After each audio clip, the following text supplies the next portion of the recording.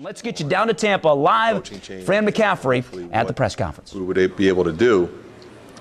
I had entered a similar situation 6 years earlier at Greensboro, and it was much easier because all the players stayed, and we had some good players that were there, and we recruited well. They sold Siena. They believed in Siena. They stayed. The first year we were picked 10th. We came in 4th.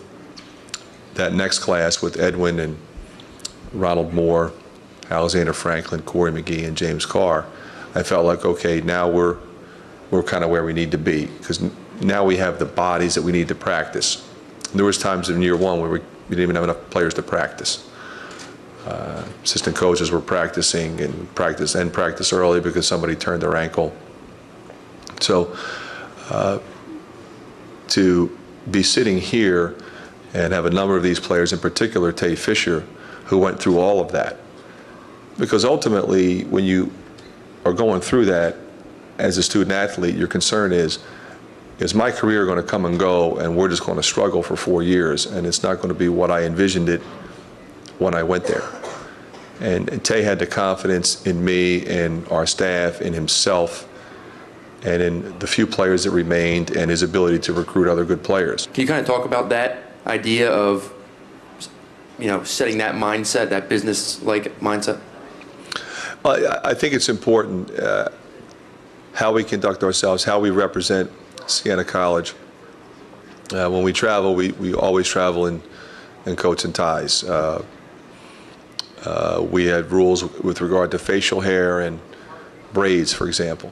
So guys had to cut their hair, guys had to shave, and it's all part of a commitment to winning. Could you tell me what you saw and what you were thinking as Villanova turned what appeared to be a certain loss into a win? I think one of the things that's always impressed me most about Villanova is how they compete. If the threes aren't falling, they still defend, they still rebound, and they still compete. So as I've looked at that game, knowing what I know about Jay Wright and what I know about the players in his program and what he's done there, they were not going to fold up the tents. They were going to keep coming. And I think that was evident. And as they got it closer and closer to even, I think it was evident to the Clemson players what kind of fight they were in. And I kind of looked at it like as soon as Villanova took the lead, that was it.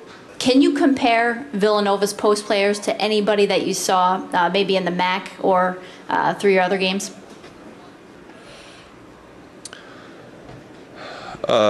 Maybe like Syracuse a little bit. Villanova will mix it, but I think that's probably the closest team that I would come up with. What was it that attracted you to the Siena job when it came open? For the first time in my career, I was making a move, not as a single person, but I was moving my entire family to Albany, and they only knew Greensboro, and I liked my job at Greensboro. I liked my team. I had Kyle Hines coming back. He was a player of the year in the league. After I left, I had a great boss. So I really needed to be convinced. And everybody that I spoke to, and I mean everybody, said this was a move that was a no-brainer. You have to go. This is a very special place. And I can attest to the fact that that was true. And while the first 2 months were incredibly difficult, the sense of community that we as a family feel at Siena is very unique, and I think it's something very important to me.